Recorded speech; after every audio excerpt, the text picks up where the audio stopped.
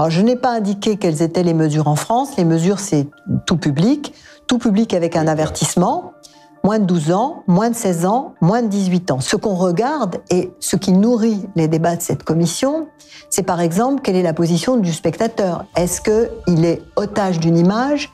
Est-ce que l'image, elle est complaisante? Est-ce qu'elle va vous montrer la violence sous un jour très jouissif? Donc tout ça doit être mis en perspective. C'est pas une grille qui va vous permettre d'avoir un critère défini pour dire que tel film mérite telle interdiction.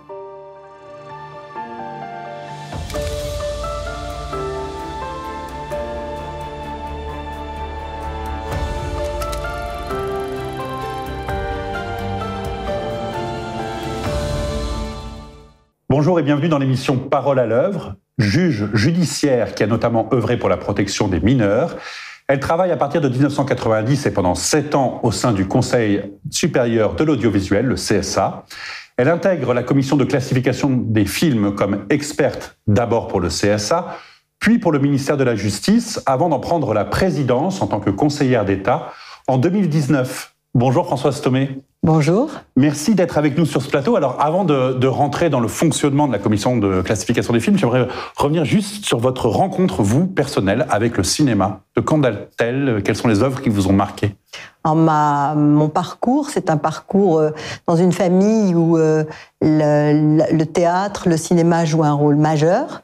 Je suis issue d'une famille de médecins, mais où la dimension artistique a toujours été très développée. J'avais une grand-mère qui était médecin, mais qui était aussi à ses heures théâtreuse. Elle faisait du théâtre avec une petite troupe au Mans. Et donc, très très tôt, je suis allée au cinéma avec mes parents, voir des films d'ailleurs qui n'étaient pas forcément destinés à un jeune public. Mais ça m'a beaucoup formée, ouverte, donner une sensation très particulière quand je rentre dans une salle. C'est toujours une découverte, c'est toujours un moment extraordinaire, même quand le film est mauvais. J'aime le cinéma, j'aime l'atmosphère de la salle de cinéma, et c'est vraiment une manière aussi de ressentir la vie des autres, autrement que par le roman, qui est aussi, j'aime beaucoup lire, mais le cinéma, c'est quelque chose dont je ne peux pas me passer. Et vous vous souvenez des œuvres qui vous ont marqué? Si on faisait un petit parcours comme ça, rapide, des œuvres qui ont jalonné votre vie, du point de vue sensible? Au point de vue sensible, il y a d'abord un éveil au cinéma par le film Jeux interdits, qui est un grand moment pour moi, qui montre des enfants d'ailleurs qui sont filmés, et le rapport à Brigitte Fossé, Georges Poujouli. Georges Poujouli, oui, absolument. C'est un rapport à la mort, à la destruction, à la guerre. Et au fond, ce sont des thématiques un peu éternelles, puisque la mort, c'est quand même quelque chose qui traverse tout le cinéma. La fin, en même temps quelque chose d'un peu extraordinaire au sens propre du terme, c'est-à-dire ce sont des enfants qui vont ramasser des animaux morts alors que la petite fille elle-même a perdu ses parents, donc c'est quelque chose... Vous l'avez vu à quel âge? Oh, je l'ai vu très petite. Je l'ai vu, je pense, très très petite parce que, j'ai pas souvenir de l'âge. Et j'ai souvenir aussi d'avoir vu très petite Le Passager de la pluie, qui n'était pas du tout un film pour moi, où il y avait, je crois, une histoire de viol avec Marlène Jobert et Charles Bronson. Et ma mère m'avait emmené voir ça alors que c'était pas du tout adapté. Et je me souviens de ce film qui m'a énormément frappée, parce que c'est un roman policier, mais c'était autour de la menace qui peut aussi vous entourer, et avec une forme de violence faite aux femmes. C'est une thématique qui m'intéresse beaucoup. Rien que le visage de Charles Bronson, c'est quelque chose. C'est quelque chose, mais en l'espèce, c'est lui c'est lui l'enquêteur. Et Marlène Jobert, qui a tout de la personne à la fois fragile et volubile et à laquelle on pense qu'il ne peut rien arriver. Donc ça, c'est un film aussi. Et puis alors, mon coup de cœur favori, c'est Mikhalkov, Le Soleil trompeur, parce que c'est un film qui raconte à la fois le bonheur, sa précarité, à la fois sur le plan politique et sur le plan personnel, puisque il y a une chanson très lancinante sur Le Soleil trompeur qui ne dure pas. Et il y a des scènes extraordinaires d'intensité avec une petite fille qui fait jouer, qui est d'ailleurs sa propre fille. Et j'ai souvenir d'une scène je crois ce qu'on appelle le banya, qui est une sorte de bain turc, dans la datcha qu'ils occupent, où il y a une scène d'une grande intensité, et de proximité, et ça seul le cinéma peut faire ressentir une intimité familiale, une proximité entre un père et sa fille, et la précarité du bonheur, tout ce qui le menace, à la fois parce qu'il y a des événements politiques qui peuvent détruire le bonheur, mais aussi qu'en soi, on a tout pour pouvoir détruire son propre bonheur. Et il y a aussi du drame personnel à l'intérieur de ce film. Donc c'est un peu le résumé de tout ce que peut montrer le cinéma dans un temps réduit, mais quand même relativement long, et qu'aucun outil ne donne de la même manière. Et des années plus tard, vous vous retrouvez dans cette commission de classification des films, je l'ai dit en introduction, comme experte pour le CSA, puis pour le ministère de la Justice. On va y revenir parce que ça participe du fonctionnement de la commission. Et puis depuis 3 ans, vous entamez votre 4e année, donc comme présidente. D'abord, comment fonctionne cette commission? À quoi sert-elle? Mais vraiment, comment ça fonctionne? Alors, c'est une commission assez pléthorique, puisqu'il y a 81 membres, plus un président, un vice-président. Évidemment, on ne se réunit pas à 80, puisqu'il y a 27 titulaires, 54 suppléants, répartis en 4 collèges différents. Il y a le collège des professionnels du cinéma et des professionnels de la critique, qui représentent beaucoup toutes les gammes de la profession, y compris les exploitants de salles, les réalisateurs et bien sûr la critique. Il y a le collège des experts qui réunit des gens d'horizons différents, désignés par la justice, la santé, le lien qu'ils peuvent avoir avec la protection judiciaire, non pas la protection judiciaire, la protection de la jeunesse, le CSA, les maires de France, le défenseur des droits, tous ces gens-là sont représentés dans ce collège des experts qui compte 27 personnes en tout. Et puis il y a le collège du jeune public qui lui comprend 12 membres, je crois, qui représentent les jeunes de 18 à 24 ans, et le collège dit des administrations. Et donc tout ce petit monde se réunit. Il y a un quorum exigé de 14 personnes, ce qui fait qu'en réalité viennent dans la commission obligatoirement 14 personnes, mais 14 personnes, c'est pour rendre un avis. Pour rendre un avis, pour voir un film tous ensemble, dans une salle obscure, dans les conditions, bien sûr, d'une vision cinématographique de spectateurs. Et il y a environ, à peu près, entre 20 et 30 personnes qui viennent. C'est le mardi et le jeudi. On passe 2 films par soirée, 2 longs métrages. Alors, il peut y avoir des courts métrages aussi. Et je dirais que la commission voit entre 100 et 150. La commission voit entre 100 et 150 longs métrages, je dirais à peu près par an. Il y a au préalable des comités qui se réunissent chaque jour par demi-journée, qui sont composés de au moins de 3 personnes, de 3 à 10 personnes, qui donnent un premier avis, c'est le premier filtre. Qui permet, parce que 150 films, c'est pas 50 par an. Non, c'est tous ceux qui posent un problème. Qui pourraient éventuellement qui pourraient poser question et qui nécessitent une mesure d'interdiction d'après l'avis de ceux qui l'ont vu. Il faut qu'il y ait au moins 2 personnes qui souhaitent soit un avertissement public, soit une interdiction mineure, pour que le film vienne devant la commission se réunissant en assemblée plénière, dans la composition que j'indique. Alors, on voit le film, s'ensuit un débat. Moi, je ne donne pas mon avis parce que je suis présidente et que mon rôle, c'est de distribuer la parole, de faire en sorte que chacun puisse donner un avis. Et puis ensuite, si tout le monde est d'accord qu'il y a une unanimité qui se dégage, on ne vote pas, mais la plupart du temps, on vote, et on vote à bulletin secret. Les bulletins sont ensuite... il y a une boîte, on dépouille, et à ce moment-là, apparaît la mesure éventuelle d'interdiction qui est choisie par la commission. Et je dois, à l'issue de ce vote, rédiger un avis que je donne pour le ministre chargé de la culture, qui est une femme ou un homme, et le ministre reprend dans le visa d'exploitation du film, parce que le film, en France, doit, pour pouvoir être distribué dans une salle, recevoir ce visa, ce qui est en réalité, la notion de visa, c'est une notion d'autorisation administrative du ministre, qui reprend le libellé en général de l'avis de la commission. Alors, je n'ai pas indiqué quelles étaient les mesures en France. Les mesures, c'est tout public avec un avertissement. moins de 12 ans, moins de 16 ans, moins de 18 ans. Ce sont les 5 moins de 18 ans, avec possibilité d'inscription sur une liste spéciale qui va priver le film de toutes les aides cinéma, en gros. L'avertissement, il est valable pour toutes les catégories? Toutes les catégories, c'est un article... Ça peut être 12 ans plus avertissement, oui, 16 ans. Et l'avertissement, il est le texte du décret qui fixe son régime, prévoit que l'avertissement, il doit alerter sur le contenu et les particularités de l'œuvre. Donc, il faut un avertissement qui soit court, mais qui intéresse, qui soit aussi susceptible de dire exactement qu'est-ce qui peut poser problème, même si le film a tout public. C'est une sorte d'avertissement préalable, et il doit être affiché dans les salles dans son intégralité. C'est-à-dire qu'il n'est pas question que la salle dit simplement il y a un avertissement. Il faut que l'avertissement il soit visible et qu'il soit compréhensible. Donc il doit être court. Certains ont plus milité pour qu'il y ait un moins de 14, parce qu'ils disaient moins de 12, c'est vraiment sortir de l'enfance, moins de 16, c'est déjà rentrer un peu dans la vie d'adulte. Il faudrait un intermédiaire. Est-ce que vous seriez d'accord avec ça ?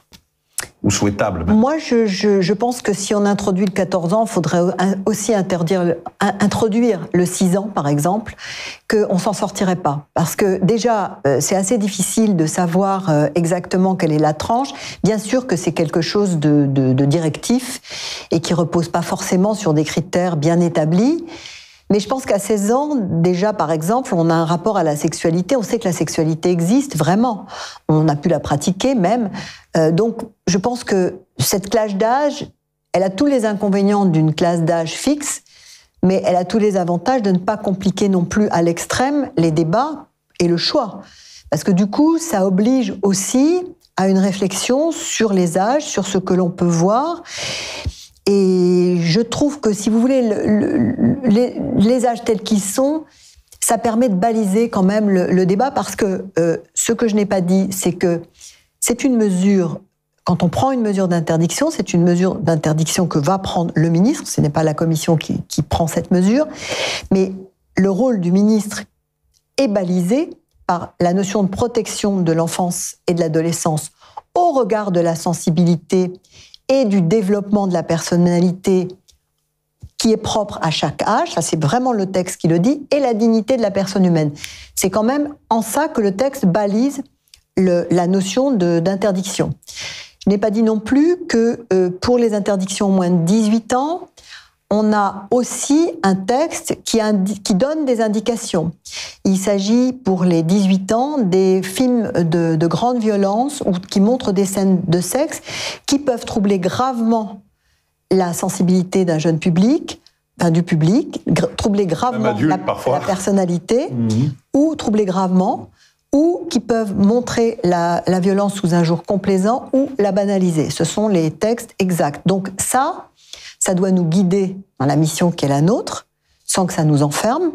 Parce que ce qui est très très important à dire aussi, c'est que dans cette commission, la parole est extrêmement libre. Et pour moi, l'une des découvertes que j'ai faites aussi, c'est que dans la vie administrative, particulièrement quand on exerce des fonctions de juge, on ne dit pas ce que l'on pense de manière subjective. Là, c'est une commission où chacun a un rôle qui lui est donné parce qu'il est désigné, parce qu'il représente telle ou telle administration, parce qu'il représente tel ou tel morceau de la profession, parce qu'il représente telle ou telle institution, défenseur des droits. Mais c'est aussi, donc il y a cette mission, mais par-delà la mission, il y a le subjectif. C'est-à-dire que quand on regarde un film, on ne voit pas la même chose, on n'a pas la même sensibilité, et on s'exprime aussi en fonction de ce que l'on est, de ce que l'on a dans le ventre, je dirais, et de ce que l'on ressent par rapport à la mission qui est la nôtre, de celle de protection de l'enfance et de l'adolescence, et de préserver aussi des images qui pourraient porter une atteinte à la dignité de la personne humaine. Justement, en 2017, il y a eu un décret qui a fait un peu bruit. C'est un décret qui met fin à un critère jusque-là assez important dans la commission de classification des films, c'est toute scène de sexe non simulée entraîner nécessairement une restriction. Alors après, la restriction pouvait varier, mais aujourd'hui, cette interdiction automatique, quasi automatique, est tombée. L'impression globale, c'est qu'avant, il y avait une grande sévérité de la commission de classification des films. On parlait de comité de censure. On a toujours le code ACE aussi en arrière-plan, ce code américain. Là. Aujourd'hui, on a l'impression qu'on peut aller très loin. Alors, Ma question serait, de quoi faut-il préserver les jeunes aujourd'hui? Vous avez parlé de la question notamment du mal, du fait que la violence, par exemple, est banalisée. C'est un des endroits. Alors, je crois que d'abord, comme je vous l'ai indiqué, le texte de 2017 auquel vous faites référence, c'est celui que je viens de rappeler, c'est-à-dire qu'on a supprimé la notion de sexe simulé par la notion de scène à caractère sexuel. Mais c'est évident que d'abord, aujourd'hui, avec les moyens techniques, c'est assez difficile de savoir si c'est simulé, pas simulé. Bon, je ne ferai pas de commentaires. Mais par ailleurs, c'est aussi... la question c'était de quoi il faut. Alors, je crois qu'il faut préserver les jeunes de ce que dit le texte d'abord. Ce que dit le texte. Qu'est-ce qui peut avoir des effets indésirables sur des développements de la personnalité? Alors, bien sûr, on a le texte. Après, il y a la manière, ce qu'on regarde et ce qui nourrit les débats de cette commission. C'est par exemple, quelle est la position du spectateur? Est-ce qu'il est otage d'une image? Est-ce que l'image, elle est complaisante? Est-ce qu'elle va vous montrer la violence sous un jour très jouissif? Est-ce qu'elle va vous montrer une histoire? Parce que toute la jurisprudence du Conseil d'État qui est autour des films qui font l'objet d'un recours, puisque l'avis de la ministre peut être contesté devant la juridiction administrative, d'abord devant la Cour administrative d'appel de Paris, puis devant le Conseil d'État. Donc il y a une jurisprudence qui s'est formée, et à travers ça, on a déjà des critères légaux, mais ce qui nourrit nos débats, c'est quelle est la place du spectateur? Est-ce que c'est un entomologiste qui va regarder comme un entomologiste qui épingle les papillons sur son carton? Est-ce que la place qui lui est faite, c'est celle-là? Va se dérouler une histoire, il y a une trame narrative, il y a un parti pris esthétique, ça d'ailleurs les textes en disent quelques mots. Il faut se resituer dans une œuvre, dans sa complexité, dans son récit. On ne sort pas les scènes toutes seules. Il n'est pas question de dire il y a une scène, donc ça va être automatiquement à moins de 12 ans. Non, on resitue dans le contexte général, on le resitue par rapport aux effets indésirables que la Commission pense que ça pourrait avoir sur les enfants ou sur les jeunes, et on regarde aussi s'il y a une image dégradante qui est donnée, avec, je trouve aussi, des préoccupations aujourd'hui. Moi, ce que j'ai vu quand même les 3 dernières années dans la Commission, c'est que par exemple la question de la violence faite aux femmes, c'est une thématique que j'ai vue nouvelle, puisque j'ai été membre de cette commission. C'est quelque chose qui était en filigrane, toujours, mais qui là est beaucoup plus dissible, qui se dit. Donc on a par exemple eu un film qui était Pleasure, qui était un film qui avait eu un prix à la Semaine de la Critique, je crois, ou qui était passé à la Semaine de la Critique à Cannes l'année dernière, et qui montrait le parcours initiatique d'une jeune femme au cinéma pornographique, avec son lot de violence d'ailleurs, qui était très sombre, sombre, avec est-ce que alors certains trouvaient que le film était dissuasif, d'autres qu'il était complaisant. Donc le film, d'ailleurs, il y a eu une deuxième vision demandée par le ministre, parce que le film avait d'abord eu une proposition à 18 ans, puis la ministre a demandé une deuxième vision, il a eu 16 ans, avec un avertissement particulier. Mais vous voyez, cette question, c'était moins la pornographie qui avait animé les débats que la question de la violence qui était faite à cette jeune femme qui recevait des coups, et de manière très réaliste. Alors bien sûr, il y avait des scènes à caractère sexuel, mais c'était pas tant les scènes à caractère sexuel que ce mélange de violence. Il y avait aussi une forme, on s'est posé la question de l'atteinte à la dignité de cette jeune femme. Donc ce sont des thèmes, il n'y a pas en France, il n'y a pas une grille. On ne dit pas, on verra tant de personnes tuées, c'est tant. Il n'y a pas de tarif. Mais il y a une jurisprudence qui se forme au fur et à mesure d'une œuvre, parce qu'une œuvre, c'est un tout. On la regarde dans une salle de cinéma sombre, et elle a un temps donné aussi. Il y a une dimension, il y a un parti pris esthétique, il y a un propos, il y a une narration. La narration, on la regarde, bien sûr. Si la narration, c'est de vous montrer uniquement une scène extrêmement violente qui dure par exemple tout le long du film, il est clair que la narration sera noyée sous cette violence, mais c'est généralement pas le cas. On a une scène qui peut être problématique, et effectivement on voit le film où il peut y avoir un climat. L'incompréhension aussi, c'est quelque chose qui nous retient, parce que quand le film est difficilement compréhensible, je crois que ça peut avoir un impact sur un enfant. Certes, les enfants discernent beaucoup de choses, mais... Donc c'est quand même un critère et le mot n'est pas péjoratif quand je l'emploie, parce qu'il a aussi tout son sens, il y a quand même un critère moral dans la façon dont vous regardez, parce que la compréhension d'un film, ne pas banaliser le mal, c'est des critères assez moraux, finalement. Il y a l'idée, je dirais pas que c'est un critère moral, je dirais que c'est un critère un peu de protection. Est-ce qu'on peut, la notion de banalisation de la violence, si dans les rapports humains, après avoir vu un certain nombre de films, vous êtes enclin à plus de violence, évidemment, ça pose un problème de protection. Mais je crois d'ailleurs pas qu'un film en soi puisse avoir immédiatement un effet. Je pense que ce qui peut être dangereux, par exemple, c'est le fait de regarder sans arrêt. Et alors là, on passe plus dans le cinéma, mais le binge-watching. Oui, et on passe dans ce qu'on peut faire à partir d'une œuvre cinématographique, qui est de se repasser en boucle la scène problématique. Oui, ça, c'est. J'étais plus au gavage d'images. Oui, il y a les deux. Les images en flux, les jeux qui vous. Je crois aussi que ce qui est intéressant dans le cinéma, et c'est la place de l'autre. Si vous ressentez l'altérité dans le cinéma, c'est très important. Parce qu'au fond, ce qui reste très problématique dans le crime en soi, c'est le passage à l'acte. Tout le monde ne passe pas à l'acte dans les mêmes situations. Donc, tout le monde ne passe pas à l'acte parce que c'est un rapport complexe à l'autre qui se met en place. Et donc, le cinéma, il vous montre l'autre. Et il vous montre aussi la douleur de l'autre. La violence, elle peut être vue aussi à travers... non pas celui qui donne, mais celui qui reçoit.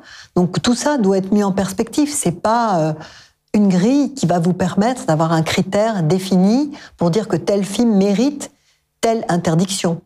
Ma dernière question, elle va être double. Elle est par rapport à ce que vous avez dit. D'une part, est-ce que du fait de la diversité, la richesse de vos membres, de la provenance de vos membres, les débats sont parfois houleux, ou en tout cas, est-ce qu'il y a des désaccords qui sont parfois assez forts, ou c'est finalement assez vite consensuel, et encore une fois, pas de mots péjoratifs dans le mot consensuel, pas de connotation.